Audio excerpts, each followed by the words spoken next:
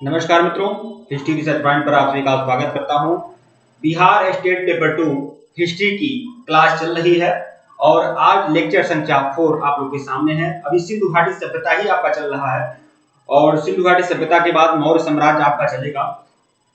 History research point का यह target है कि बिहार स्टेट पेपर 2 हिस्ट्री की तैयारी करते करते आप बीपीएससी पीजीटी की तैयारी करें तो कंप्लीट कोर्स ओपन है हिस्ट्री रिसर्च पॉइंट का।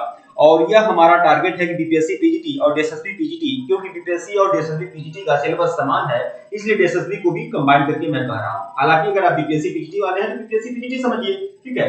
तो बिहार स्टेट पेपर 2 हिस्ट्री और बीपीएससी पीजीटी दोनों की कंप्लीट तैयारी सिर्फ और सिर्फ 1499 रुपए में है। इसमें आपको एनसीईआरटी कक्षा 6 से लेकर 12 तक का पूरा हैंड रिटन नोट्स भी दूंगा, पीपीटी नोट्स भी दूंगा, टेस्ट सीरीज दूंगा, लेक्चर्स वीडियो दूंगा, लेक्चर्स वीडियो का भी नोट्स दूंगा और वन लाइनर सीरीज भी दूंगा आप लोग को, ठीक है। तो बिहार स्टेट पेपर 2 हिस्ट्री की सीरीज आज आपका ओपन है और लेक्चर संख्या 4 है आप लोग के सामने, ठीक है। ये सब सारा हमारा सुविधा दे सकते हैं, ये बहुत कुछ आप लोग को मिलेगा, आपकी पूरी तैयारी हो जाएगी। यह हमारा ऑफिशियल व्हाट्सएप नंबर है, फोन पे, पेटीएम, गूगल पे ही नंबर है, पेमेंट करके स्क्रीनशॉट भेजिएगा। आप व्हाट्सएप पर मैसेज कर सकते हैं। सिर्फ और सिर्फ 1499 रुपए में आपको कंप्लीट कोर्स आप लोगों को मिल जाएगा। देखिए सिंधु घाटी सभ्यता, अब देखिए हड़प्पा सभ्यता जो है आपका, ये आपके बिहार स्टेट पेपर 2 हिस्ट्री का टॉपिक है और मैं पूरे दावे और यकीन के साथ बता दूं इतना बढ़िया बेहतरीन जबरदस्त नोट्स आपको फिर कभी कहीं नहीं मिलेगा। अगर 2 प्रश्न भी आया बिहार स्टेट पेपर 2 में तो यहीं से आएगा और 10 प्रश्न भी आया तो यहीं से आएगा। इतना बढ़िया जबरदस्त नोट्स आप लोग को दिया जा रहा है, ठीक है। तो ये सब कुछ आप लोग को मिलेगा। जो भी लोग संपर्क करना चाहें आप मैसेज कर सकते हैं, ठीक है। तो जहां से हम समाप्त किए थे वहीं से फिर शुरू करते हैं। हिस्ट्री रिसर्च पॉइंट का टेलीग्राम बना हुआ है, टेलीग्राम का लिंक डिस्क्रिप्शन में है। आप लोग टेलीग्राम बिल्कुल ज्वाइन कर लें, सभी लोग टेलीग्राम ज्वाइन कर लीजिए ताकि वहां पर भी बहुत सारी जानकारियां मिलती रहती हैं। तो आप लोग टेलीग्राम बिल्कुल ज्वाइन कर लीजिएगा, ठीक है। आइए शुरुआत करते हैं। सिंधु घाटी सभ्यता में जो धार्मिक जीवन था वह कैसा था?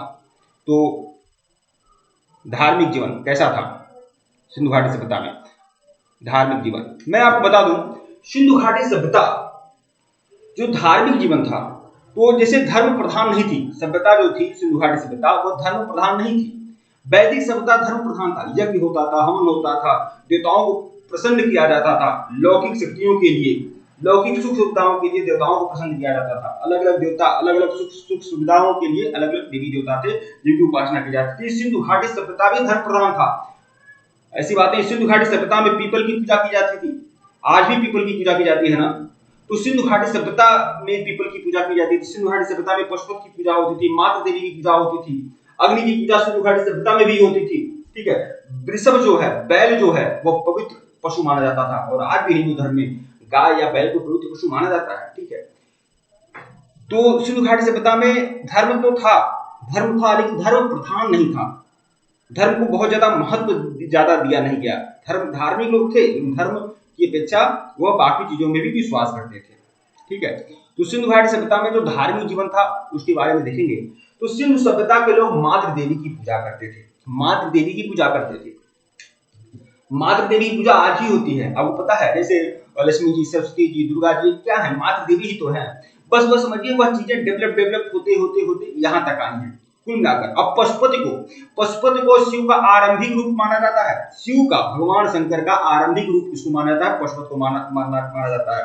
ये जो तथाकथित बुद्धिजीवी हैं, जो अभी तक बुद्धिजीवी नहीं थे, अब नए नए बुद्धिजीवी निकले हुए हैं, इनको पता है, जो जैसे सनातन धर्म का अपमान करते हैं, उनको पता है कि मतलब जब सिंधु घाटी सभ्यता नहीं थी, जब सिंधु घाटी सभ्यता से भी पुराना नौपाषाण काल में, नौपाषाण काल की हड्डी की मातृ देवी की मूर्ति मिली हुई है लोहदा नाला प्रयागराज से। नौपाषाण काल में हड्डी की मातृ देवी की मूर्ति मिली हुई है, हड्डी की अस्थि निर्मित, ठीक है। तो ये तथाकथित बुद्धिजीवी अगर इतने ज्यादा बुद्धिजीवी होते तो यह कैसे आरोप लगाते कि मेरा शोषण हुआ है, यह हुआ है, वह हुआ है। तो यह सब क्या है, ये सब सनातन का अपमान करने वाले लोग हैं। तो भाई उनकी बातें छोड़िए, ठीक है। तो यहाँ पर मैं वही बातें कह रहा हूं कि यहाँ पर मातृ देवी की मूर्ति मिली हुई थी, मतलब सनातन धर्म से भी पुराना सिंधु घाटी सभ्यता है। और सिंधु घाटी सभ्यता में वही संस्कार थे जो सनातन में हैं। पीपल की पूजा, पशुपति की पूजा, मातृ देवी की पूजा, स्वास्तिक चिन्ह तब भी थे और अब भी है, ठीक है। सिंधु सभ्यता के लोग मातृ देवी की पूजा करते थे और उन्हें उर्वरता की देवी मानते थे। उर्वरता की देवी, मतलब सुख संपत्ति धन की देवी। ठीक है, आप समझ सकते हैं। कालीबंगा से लिंग पूजा का साक्ष्य मिला है। अब देखिए शिवलिंग के पूजा का साक्ष्य कहां से मिला है? कालीबंगा से मिला है। कालीबंगा से पत्थर जैसी ऐसी पाषाण जैसी ऐसी संरचना है जिसको शिवलिंग माना गया है। तो कालीबंगा से शिवलिंग पूजा के साक्ष्य मिलते हैं। ठीक है, लेकिन एक चीज मैं देखूंगा कि सिंधु घाटी सभ्यता के जो लोग थे ना, वह शिव का या पार्वती जी का इस तरह के देवता का वो उपासक थे, लेकिन जो वैदिक देवता हैं, इंद्र हैं, मरुत हैं, वायु है, रुद्र है, विष्णु है, इसके उपासक नहीं थे।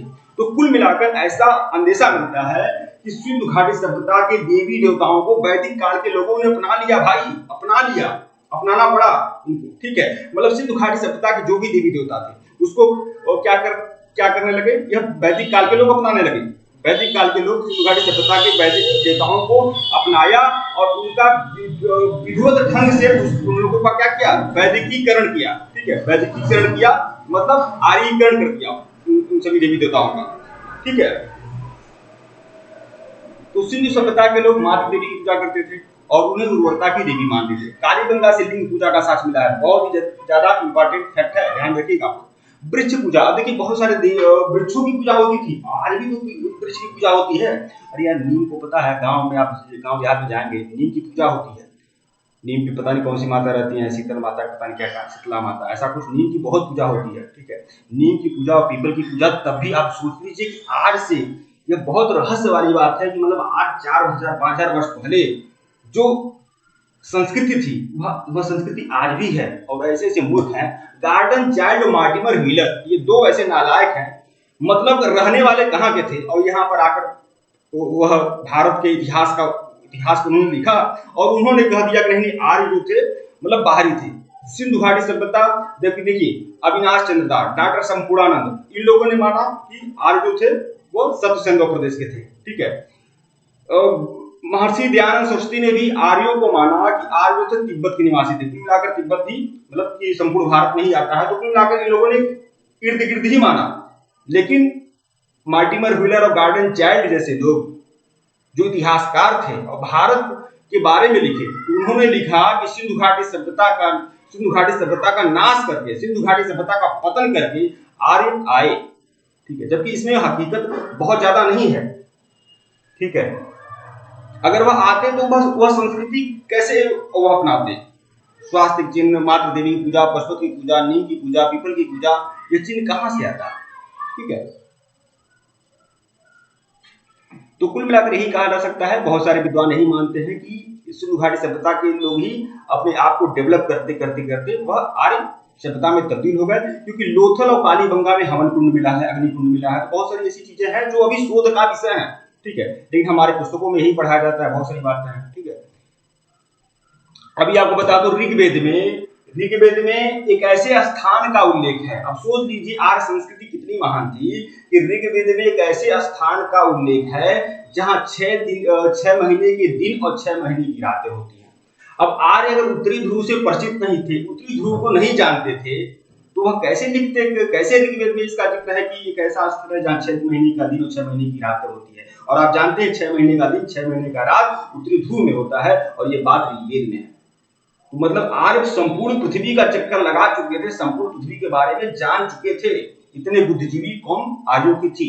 ठीक है, और इसी को आधार मानकर बाल गंगाधर तिलक ने गीता रहस्य नाम की पुस्तक में लिखा है कि आर्य जो थे उत्तरी ध्रुव के निवासी थे। बल्कि हालांकि उनके इस स्टेटमेंट की निंदा भी हुई कई जगह। ये भी तो हो सकता है कि आर्य जो थे उत्तरी ध्रुव से परिचित थे। ठीक है, इसलिए उन्होंने ऋग्वेद में ऐसा कुछ लिखा।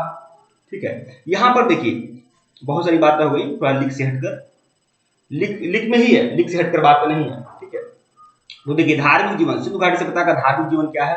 तो सिंधु सभ्यता के लोग मातृ देवी की पूजा करते थे और उन्हें उर्वरता की देवी मानते थे। कालीबंगा से लिंग पूजा का साक्ष्य मिला है। वृक्ष पूजा, नीम की पूजा और पीपल की पूजा होती थी। पीपल और नीम की पूजा सिंधु घाटी सभ्यता के लोग करते थे। संस्कार देखेंगे, संस्कार का मतलब अंतिम संस्कार से है। अब सिंधुवासी जो लोग थे ना, वह शवों को जलाते भी थे और शवों को दफनाते भी थे।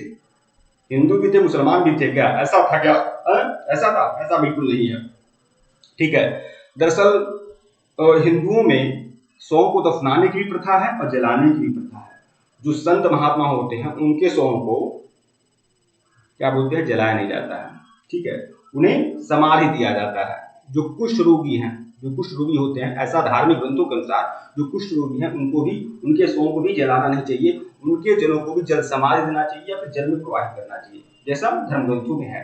तो हमारे देश में, हमारी सनातन संस्कृति में, हमारी हिंदू संस्कृति में, हमारी भारतीय संस्कृति में शवों को दफनाने और जलाने की प्रथा शुरू से ही विद्यमान रही है, ठीक है।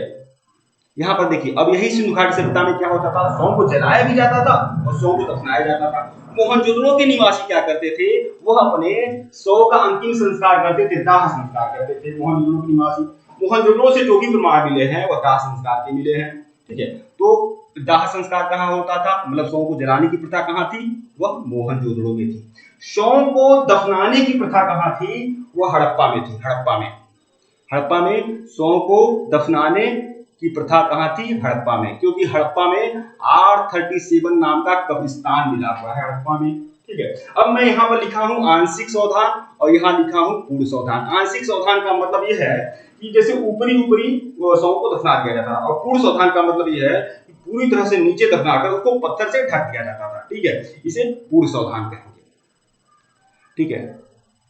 अब देखिए हड़प्पा में जैसा कि मैंने बताया कि R37 नाम का कब्रिस्तान मिला है हड़प्पा में। यह प्रश्न आता है परीक्षा में कि R37 नाम का कब्रिस्तान कहाँ से मिला है, तो हड़प्पा से मिला है, ठीक है। यहाँ मैं पढ़ाऊंगा नहीं आप लोगों को, पढ़ाने का काम मैं नहीं करता हूँ, मैं घोल कर पिला दूंगा, ध्यान रखिएगा। सिंधु घाटी सभ्यता से संबंधित जितना फैक्ट बताया हूँ, परीक्षा कोई भी हो, टीजीटी हो, पीजीटी हो, एलटी ग्रेड हो, यूजीसी नेट हो, असिस्टेंट प्रोफेसर हो, सब में झंडा गाड़ के आएंगे। 10 प्रश्न आएगा तो यहीं से आएगा, 20 प्रश्न भी आया तो यहीं से आएगा, 1 प्रश्न भी आया तो यहीं से आएगा, हमारे नोट से आएगा, ध्यान रखिएगा, ठीक है।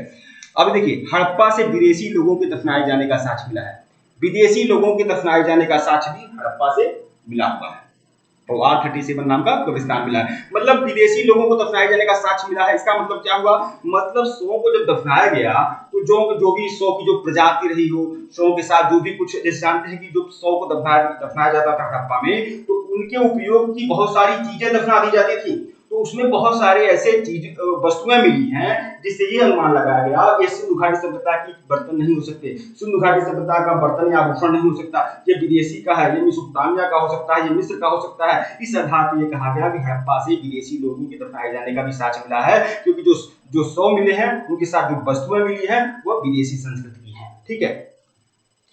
रोपड़ में मालिक के साथ कुत्ते को दफनाया गया, बताइए मालिक के साथ कुत्ता दफना दिया गया, ये बहुत ही इंपॉर्टेंट फैक्ट है, 100% इंपॉर्टेंट फैक्ट है, मालिक के साथ कुत्ता दफनाया गया। दरअसल क्या हुआ है, दरअसल ये बात है कि सिंधु घाटी सभ्यता में या मेसोपोटामिया की सभ्यता में, बहुत सारी पुरातन सभ्यताओं में, संस्कृतियों में एक तरह का भ्रम था लोगों को, वह लोग, बहुत सारे लोग भ्रमित रहते थे कि वह यह मानते थे कि मरने के बाद भी जीवन है, मरने के बाद भी जीवन है, तो इसलिए वह अपने उपयोग की बहुत सारी चीजें, मरने के बाद भी जीवन है ऐसा सोचते ही वह अपने जीवन की, वह अपने मरने के बाद वह बहुत सारी चीजें जिसका वह उपभोग करना चाहते थे मरने के बाद भी, उसको अपने साथ दफनवा देते थे। बहुत सारे ऐसे अमीर लोग थे, ऐसे बड़े बड़े सम्भ्रांत लोग थे जो अपने साथ दास और दासियों को जिंदा दफनवा देते थे। यार 10-10 दासियां, 10-10 दास, अरे यार हम नहीं रहेंगे तो ऊपर जब जाएंगे तो वहां पर सेवा करने के लिए रहना चाहिए ना। तो बड़े बड़े सेठ थे, साहूकार थे, राजे थे, महाराजे थे, वो अपने साथ, मिस्र की सभ्यता में यह बातें हैं, मेसोपोटामिया की सभ्यता में यह बातें हैं, सिंधु सभ्यता में भी बातें हैं कि अपने साथ जो भी अपनी प्यारी चीजें हों, चाहे वह निर्जीव हो या सजीव हो, उनको दफन कर दिया जाता था, ठीक है। तो रोपड़ में माली के साथ कुत्ता दफनाया गया, इसमें भी वही बातें होगी, वह माली का बहुत प्यारा कुत्ता रहा होगा, माली के साथ दफना दिया गया, ठीक है। हम तो चले, तुमको भी ले चलेंगे, ऐसा सिस्टम रहा, ठीक है।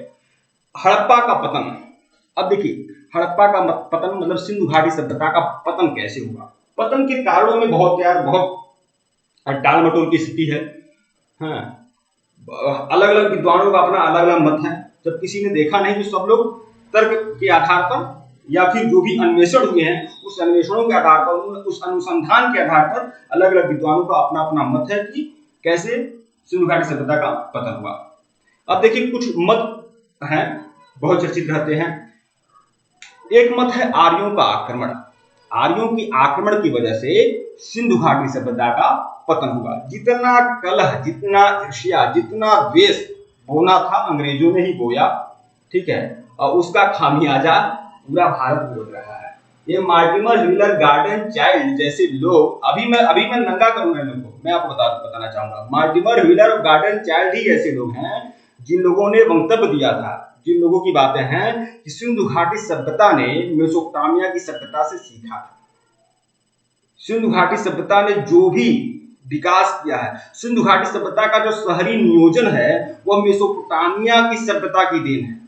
सिंधु घाटी सभ्यता का शहरी नियोजन ही नहीं, सिंधु घाटी सभ्यता का कुंभकार्य, जो भी कुछ कला है, संस्कृति है, विज्ञान सिंधु घाटी सभ्यता में पल्लवित और पुष्पित हुई, वह मेसोपोटामिया की सभ्यता से हुई। मेसोपोटामिया की सभ्यता ने सिंधु घाटी सभ्यता के लोगों को सिखाया। ये बात है मार्टिमर व्हीलर और गार्डन चाइल्ड की है। तो बताइए, क्या आप मानते हैं क्या कि सिंधु घाटी सभ्यता का जो भी विकास था, सिंधु घाटी सभ्यता का जो भी कला था, विज्ञान था, धर्म था, संस्कृति था, ठीक है, जो उनके भवन निर्माण की पद्धति रही, जो उनकी भाषा लिपि थी, वह सब सिंधु घाटी सभ्यता, मेसोपोटामिया की सभ्यता के दिन है।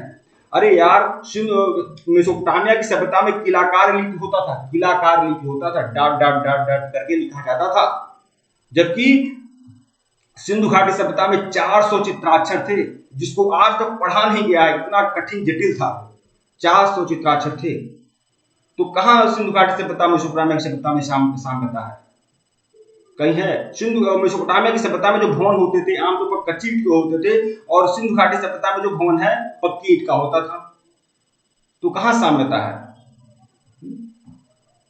तो कहीं साम्यता है? तो बहुत सारी ऐसा मतलब कि अंतर था, बहुत जमीन और आसमान का अंतर था। हाँ, ये बात माना जा सकता है कि मेसोपोटामिया की सभ्यता में भी नगरीय जीवन थे, नगर था। लेकिन ये बात आप जान लीजिए, अगर सिंधु घाटी सभ्यता का कोई नगर, अगर सिंधु घाटी सभ्यता का तुलना अगर मुंबई से, दिल्ली से, चेन्नई से, कोलकाता से कर रहे हैं, तो मेसोपोटामिया के नगर की तुलना आप छोटे से किसी कस्बे से कर सकते हैं। इतना भारी अंतर था। लेकिन उसके बावजूद भी मार्टिमर व्हीलर और गार्डन चाइल्ड वाले जैसे लोग यह मान लेते हैं कि सिंधु घाटी सभ्यता ने मेसोपोटामिया की सभ्यता से सीखा था।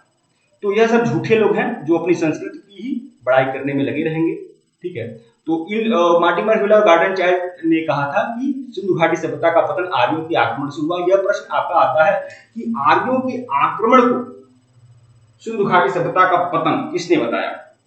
मतलब आर्यों के आक्रमण को ही सिंधु घाटी सभ्यता का पतन का उत्तरदायित्व किसने बताया? तो गार्डन चाइल्ड एवं मार्टिमर व्हीलर, दो विद्वान थे, ठीक है, जिन्होंने आर्यों के आक्रमण की वजह से सिंधु घाटी सभ्यता का पतन हुआ ऐसा मंतव्य दिया। अब देखिए, पारिस्थितिकी विक्षोभ से सिंधु घाटी सभ्यता का पतन हुआ, किसने कहा? फेयर सर्विस ने कहा। ये भी बहुत 100% इंपॉर्टेंट प्रश्न है। पारिस्थितिकी विक्षोभ से के कारण सिंधु घाटी सभ्यता का पतन हुआ, फेयर सर्विस ने कहा। फेयर सर्विस ने पुस्तक लिखी थी, रूट ऑफ एंशिएंट इंडिया। एकदम समझ लो, बहुत टिपिकल क्वेश्चन है कि रूट ऑफ एंशिएंट इंडिया किसकी पुस्तक है। अगर इतिहास से संबंधित पुस्तकों पर अगर 10 क्वेश्चन आ जाए ना, इसी में से आ जाता है। ठीक है, 10 टॉप के क्वेश्चन में बता रहा हूं, 10 नहीं, मैं 5 की बात कर रहा हूं। इतिहास के बुक वाला, पुस्तक वाला क्वेश्चन, ठीक है, कि फला पुस्तक किस राइटर की है, अगर इस तरह का प्रश्न है, 5 केवल 5 क्वेश्चन इतिहास से संबंधित पुस्तक का, तो यह आपका टिपिकल क्वेश्चन है। The root of ancient India किस राइटर की बुक है? फेयर सर्विस की बुक है। और फेयर सर्विस ने इसमें उन्होंने कहा है कि हड़प्पा सभ्यता का पतन पारिस्थितिकी विक्षोभ से हुआ है। ठीक है, तो पारिस्थितिकी विक्षोभ हड़प्पा सभ्यता के पतन के लिए किसने कहा है? फेयर सर्विस ने कहा है। हड़प्पा सभ्यता का पतन जलवायु परिवर्तन के कारण हुआ है, किसने माना है? ऑरेल स्टाइन ने माना है, ऑरेल स्टाइन ने माना है।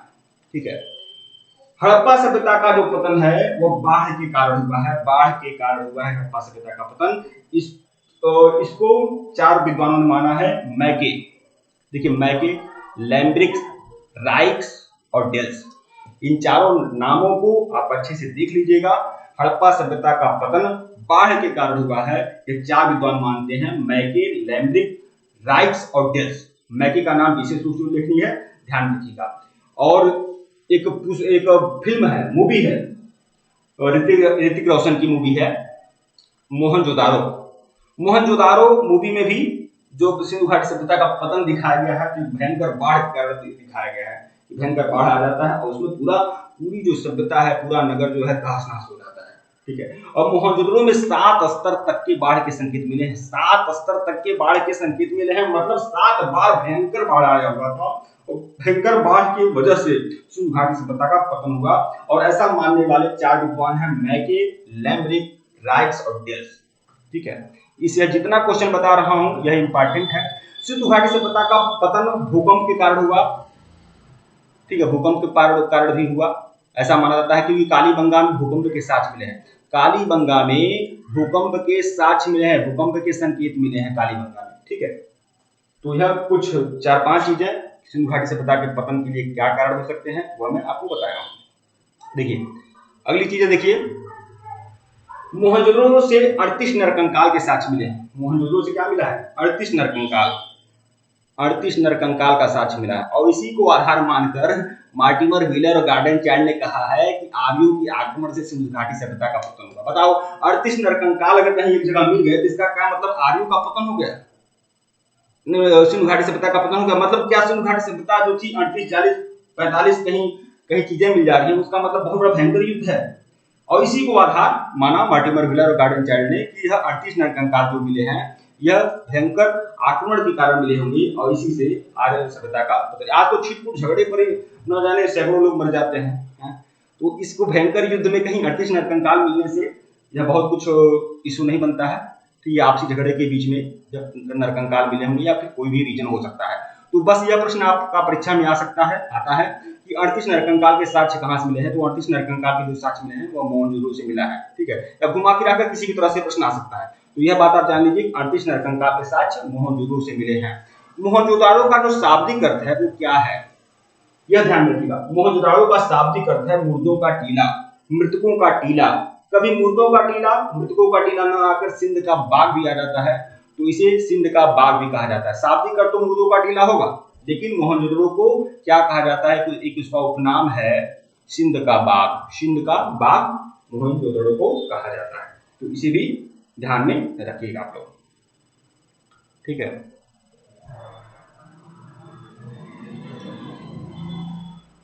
अगला चीज देखिएगा कि देखिए अब यहाँ से सिंधु घाटी सभ्यता से एक चीज मिला है, स्नानागार। स्नानागार का साक्ष्य कहाँ से मिला है? यह आपका मोहनजोदड़ो से स्नानागार का साक्ष्य मिला है। स्नानागार मतलब एक बहुत बड़ा वॉशरूम, मतलब स्नान करने के लिए एक स्नानागार, ऐसा समझिए कि एक बहुत बड़ा एक तालाब था। ठीक है, उसमें सभी लोग स्नान करते थे। तो स्नान कब किया जाता है? हमेशा स्नान किया जाता था? हमेशा नहीं स्नान किया जाता था। जब कोई विशेष पर्व होता था, जब कोई विशेष त्योहार होता था, विशेष आयोजन होता था, तो उस स्नानागार का प्रयोग किया जाता था। नगर के जो भी लोग थे उस वहां जाकर स्नान किया करते थे। यह स्नानागार जो था इसे बृहत स्नानागार कहते हैं, यानी महास्नानागार कहते हैं। ये बहुत बड़ा स्नानागार था, बहुत बड़ा तालाब था। ठीक है, इसकी जो क्षेत्रफल था वह दे सकते हैं। इसका क्षेत्रफल ध्यान रखिएगा, बार बार परीक्षा में आता है, कभी फुट में आता है, कभी मीटर में आता है। तो फुट में ध्यान में रखिएगा, तो मीटर में आप लोग कन्वर्ट कर लेंगे। देखिए स्नानागार का जो क्षेत्रफल था वो 39 फीट लंबा था, 39 फीट लंबा, 23 फीट चौड़ा, वो 8 फीट गहरा था। इतना क्षेत्रफल था, 39 फीट लंबा, 23 फीट चौड़ा, वो 8 फीट गहरा था। स्नानागार का जो फर्श था ना, स्नानागार का जो फर्श था वो पक्का था, पक्की फर्श था। उसमें फर्श जो था पूरी तरह से पक्का था। और स्नानागार के उत्तरी और दक्षिणी किनारे पर क्या थे? कमरे थे। स्नानागार के उत्तरी और दक्षिणी किनारे पर क्या थे? कमरे थे। जैसे मान लीजिए सपोज दैट ये आपका स्नानागार है। ठीक है, ये आपका स्नानागार है।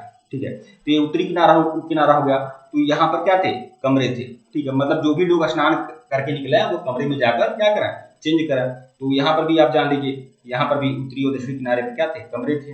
ठीक है, सीढ़ियां लगी होती थी, लोग स्नान करने के बाद अपने कपड़े जाकर वहां बदलते थे, आया आराम करते थे। तो उत्तरी और दक्षिणी किनारे क्या थे?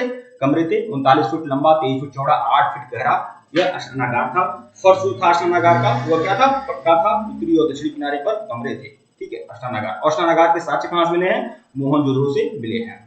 अन्नागार देखिए, अब अन्नागार मतलब अन्न का कोठार, अन्न का गोदाम, अन्न का एक विशाल गोदाम था। ठीक है, जहां पर अन्न रखा जाता था, धान रखा जाता था, गेहूं रखा जाता था, चावल सरसों आदि रखे जाते थे, मतलब अनाज रखे जाते थे। और यह अन्न कोठार था क्यों भाई? अन्न का गोदाम क्यों था? आप बताइए। आज भी सरकार बहुत सारा धान या गेहूं चावल स्टोर करके रखती है ना, तभी तो अगर कोई आपदा आ जाती है तो सरकार अपना पूरा दिल खोलकर गरीबों को या जो भी असहाय लोग होते हैं उनको मुफ्त में बांटती है। आज भी राशन बंटवाया जाता है, तो क्या क्यों बंटवाया जाता है? कहाँ बंटवाया जाता है? ठीक है, तो यह क्या सरकार स्टोर करके रखती है। सरकार के पास अपना अन्नागार है, सरकार के पास अपना अन्न कोठार है। ठीक है। उसी तरह से हड़प्पा काल में भी सिंधु घाटी सभ्यता में भी अन्नागार होते थे, बड़े बड़े अन्न के गोदाम होते थे और उस अन्न के गोदाम में अनाजों को रखा जाता था और जब कोई विशेष आपदा होती थी या जरूरत होती थी तो वहां का जो शासन व्यवस्था था वह गरीबों में या बाकी जरूरतमंदों में वह उसे बंटवाता था, वितरित करता था या फिर निर्यात करता होगा, जो भी करता होगा, ठीक है। तो ये देखिए अन्नागार के साक्ष्य कहाँ से मिले। अभी आता है प्रश्न परीक्षा में कि अन्नागार के साक्ष्य कहाँ से मिले। तो अन्नागार के साक्ष्य 3 जगहों से मिले हैं, हड़प्पा से, मोहनजोदड़ो से और लोथल से। हड़प्पा, मोहनजोदड़ो और लोथल से अन्नागार के साक्ष्य मिले हैं, यह ध्यान रखिएगा 3 जगह। और सिंधु घाटी सभ्यता की सबसे बड़ी इमारत कौन है, सीधे परीक्षा में आता है। तो सिंधु घाटी सभ्यता की सबसे बड़ी इमारत कौन सी है, स्नानागार है, अन्नागार है, सभा भवन है या पुरोहित आवास है, कुछ भी आ जाएगा इसमें से। तो यह बात आप जान लीजिए। अब स्नानागार मत कर दीजिएगा, स्नानागार इमारत में नहीं आता है, सबसे बड़ी इमारत माना जाता है अन्नागार को। सबसे बड़ी इमारत जो है अन्नागार है और हड़प्पा, मोहनजोदड़ो, लोथल में अन्नागार के साक्ष्य मिले हैं। सिंधु घाटी सभ्यता में सभा भवन भी है। सभा भवन कहाँ है, सभा भवन जो है आपका हड़प्पा में। हड़प्पा में आपका सभा भवन के भी साक्ष्य मिले हैं हड़प्पा में, ठीक है। सभा भवन जो है आपका वर्गाकार है, जहां पर बैठक हुआ होती थी, इसे सभा भवन बोलते हैं। तो सभा भवन जो है वर्गाकार है और यह 27 मीटर के क्षेत्रफल में आपका सभा भवन आपका है, ठीक है।